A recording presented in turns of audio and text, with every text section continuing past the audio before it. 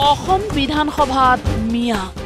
Miya is appropriate মিয়াটো কেতিয়াৰ পৰা কোৱা কৰিছো যেতিয়া আপোনালোকে মানি লৈছে আমি মিয়া বুলি 9 ফেব্ৰুৱাৰী 2024 মিয়া ইজ এপ্ৰপ্ৰিয়েট অধিবাসী মুছলমানসকলে বেলেগ শব্দ ব্যৱহাৰ কৰাতকৈ মিয়াটো ব্যৱহাৰ কৰিলে ভাল পায় মিয়া ইজ এপ্ৰপ্ৰিয়েট সো এইটোতো আজি আমাৰ গোটেই বিশেষকৈ অল ইণ্ডিয়া পেপাৰৰ মানুহবিলাকে এইটো বুজি ল'ব লাগে कि असम में मियाँ सबका एक बहुत ही सपोर्टिव डेफिनेशन है असम का इमिग्रेंट मुस्लिम लोग मियाँ बोलने से खराब नहीं पाते हैं मियाँ बोलने से वो अपने आप को सम्मानित महसूस करता है एया 29 আগষ্ট 2024 মিয়াটো কেতিয়াৰ পৰা কোৱা কৰিছো যেতিয়া আপোনালোকে মানি লৈছে আমি মিয়া বুলি তাৰ আগতেতো মিয়া শব্দটো আমি নকৈছিলো খুব সাৱধানে কৈছিলো যে পূৰ্ববংগীয় অনুপ্ৰৱেশকাৰী এই ধৰণৰ শব্দ কৈছিলো যেতিয়া আপোনালোকে মিয়াটো সৰ্বসন্মতিক্ৰমে মানি ললে যে আমি মিয়া বুলি তেতিয়াহে আমি মিয়াটো কওঁ আজি আগতে মিয়া নকৈছিলো না আমি সৰ্বসন্মতিক্ৰমে কোনে মানি লৈছে এক চেৰমানালি মানিলে আমি মানিছো আচ্ছা তেতিয়ালে এইটো মই নাজানো মই মানা বুলি ভাবিছিলো পূৰ্ববংগীয় মুছলমানৰ বাবে মিয়া শব্দ ব্যৱহাৰ নকৰে বুলি সদনত প্ৰতিশ্ৰুতি মুখ্যমন্ত্ৰী ডক্টৰ হিমন্ত বিশ্ব শৰ্মাৰ টেঙাৰ বিধায়ক তেওঁ মিয়াটো মানি লৈছিলে এটা যদি মানি লোৱা নাই এটো মানা নাই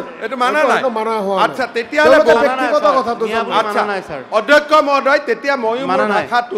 মই মোৰ ভাষাটো কাৰেকশ্যন কৰিব লাগিব কাৰণ কাৰো মনত দুখ দিয়া শব্দ মুখ্যমন্ত্ৰীয়ে ক'ব নোৱাৰে ইমান দিন মিয়াটো কৈ আছিলো এই বুলি ভাবি যে আপোনালোকেটো ডেফিনেশ্যনটো মানি লৈছে বুলি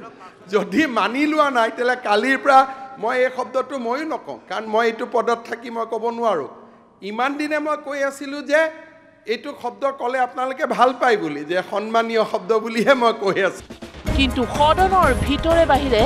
সততেই বিতৰ্কৰ সৃষ্টি কৰা এই মিয়া আচলতে মিয়া বুলি ক'লে সংখ্যালঘু ৰাজনীতিবিদে সমৰ্থন কৰেনে আসলতে মিয়া বুলি কোনো সম্প্ৰদায় নাই আমি মুছলমান সম্প্ৰদায়ৰ মানুহ অসমতো সব অসমীয়া আপোনাক যদি কোনোবাই সেই শব্দটোৱে অভিহিত কৰে আপুনি না মই পঞ্চায়তে নাকচ কৰিম কাৰণ তো মিয়া শব্দটো অসমত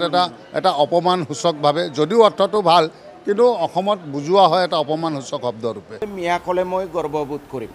9 ফেব্ৰুৱাৰীত মিয়া সম্বোধনক সমৰ্থন কৰিছিল AIUDFৰ চেঙাৰ বিধায়ক আশৰাফুল ইছলামে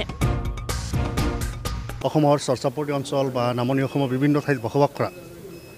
তথাকথিত চৰুৱা পমুৱা ন অসমীয়া লোহিত অসমীয়া সন্দেহযুক্ত বাংলাদেশী অখিলঞ্জীয়া ভাটিয়া মৈমনসিঙীয়া ইত্যাদিবিলাক কৈ থকা জনগোষ্ঠীটোৱে যদি নিজকে মিয়া বুলি পৰিচয় দিয়ে তাতনো বেয়াটো কথাটো ভালহে কিন্তু 29 আগষ্টত মুখ্যমন্ত্ৰীয়ে মিয়া শব্দ ব্যৱহাৰ নকৰো বুলি কোৱাৰ লগে লগেই সলনি হ'ল বহু সংখ্যালঘু বিধায়কৰ পৰিচয় মিয়া বুলিলে বেয়া পায় কংগ্ৰেছ বিধায়ক ৱাজেদ আলী চৌধুৰী আৰু জাকিৰ হুছেইন সিকদাৰে আমি সৰ্বসন্মতিক্ৰমে কোনে মানি লৈছে এক চেৰমানালি মানিলে আমি মানিছো আচ্ছা তেতিয়ালে এইটো মই নাজানো মই মানা বুলি ভাবিছিলো আমি হাৰে হিমুজে অসমীয়া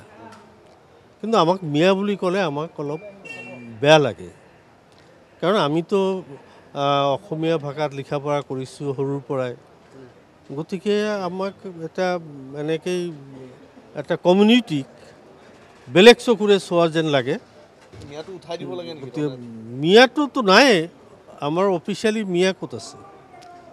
গতিকে ক'ৰ পৰা উঠাই দিব মিয়া অফিচিয়েল শব্দই নাই ৰূপহীৰ কংগ্ৰেছ বিধায়ক নুৰুল হুদাই ক'লে মই মিয়া নহয় মই মুছলমান মিয়া শব্দৰ অৰ্থ সন্মানীয় আসলতে মিয়া বুলি কোনো সম্প্ৰদায় নাই আমি মুছলমান সম্প্ৰদায়ৰ মানুহ গতিকে আমাৰ মিয়াৰ পৰিচয় মই দিব নোৱাৰোঁ মই এইটোৱেই ক'ম যে মই এজন মুছলমান ল'ৰা চেয়াৰমান আলীৰ কথাটো ক'বলৈ আৰু কি আছে চেয়াৰমান আলীতো কি নকয় আৰু পাগলে নকয় কি ছাগলে নাখায় কি ক'লে AIUDFৰ বিধায়ক ৰফিকুল ইছলামে অসমতো সব অসমীয়া অসমত বিভিন্ন জাতি জনগোষ্ঠীৰ মানুহ বসবাস কৰে এইখিনি বঙালী হওক বিহাৰী হওক মাৰোৱাৰী হওক বড়ো কাছাৰী ৰাভা ঘৰুৱা ডাইলেক্টছ আছে কিন্তু আফটাৰ অল সবগৈ অসমীয়া অসমত বসবাস কৰা এটা জনগোষ্ঠী এতিয়া মিয়া বুলি আপুনি মাতিলে কিন্তু সেইসকল কিন্তু অসমীয়া খাঁটি অসমীয়া সিয়ামে যিসকল ইমান দিন মিয়া কৈ আছিল আৰু কোনোবা তুচ্ছ তাচ্ছিল্য কৰি মিয়া বুলি কয় সেইসকল খাঁটি অসমীয়া আৰু অসমৰ লগত হাৰে হিমজে মিলি গৈছে আৰু অসমৰ স্বাৰ্থত সেইসকলে সদায় কাম কৰিছে সেইসকল অসমীয়া আমি সকলো অসমীয়া বৰপেটাৰ বিধায়ক আব্দুল ৰহিম আহমেদে দিলে নিজৰ পৰিচয় পঞ্চায়তে নাকচ কৰিম মই পঞ্চায়তে নাকচ কৰিম কাৰণ মিয়া শব্দটো অসমত এটা অপমানসূচকভাৱে যদিও অৰ্থটো ভাল কিন্তু অসমত বুজোৱা হয় এটা অপমানসূচক শব্দৰূপে গতিকে এনেকুৱা এটা শব্দ এটা জনগোষ্ঠীয় নাম হ'ব পাৰে বুলি মই ব্যক্তিগতভাৱে মই নাভাবোঁ বংগমূলীয় যিখিনি মানুহ এই মানুহখিনিয়ে নিজৰ মাতৃভাষা অসমীয়া লিখে 100% অসমীয়া মাধ্যমত লিখা পঢ়া কৰে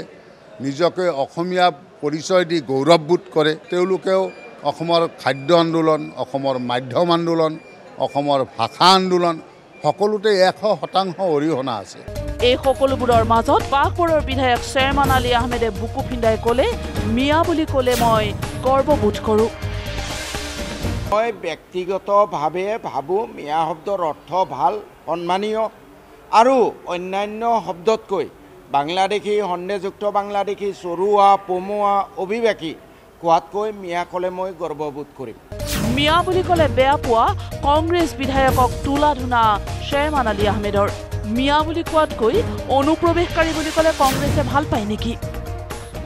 যেতিয়া ৱাজেদ আলী চৌধুৰী বা জাকিৰ হুছেইন চিকদাৰ আদি সংখ্যালঘু বিধায়কে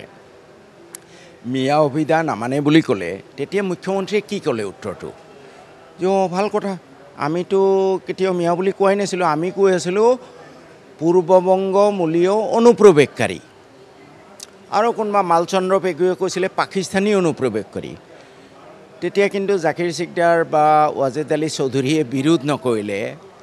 এতিয়া মোৰ সন্দেহ হৈছে তেওঁলোকে অনুপ্ৰৱেশকাৰী শব্দটোৰ অৰ্থ বুজি পায় নাই অনুপ্ৰৱেশকাৰী হ'ল ইলিগেলি জোৰ কৰি চোৰাংকৈ সোমোৱা মানুহ ইনফিল্ট্ৰেট এতিয়া তেওঁলোকে যিহেতু এই মিয়া অনুপ্ৰৱেশকাৰী বা বংগমূলীয় অনুপ্ৰৱেশকাৰী পাকিস্তানী অনুপ্ৰৱেশকাৰী আদি শব্দৰ বিৰোধ নকৰিলে আৰু কংগ্ৰেছৰে এজনে বিধায়কে কৈছিলে মালচন্দ্ৰ পেগুৱে যে পাকিস্তানী অনুপ্ৰৱেশকাৰী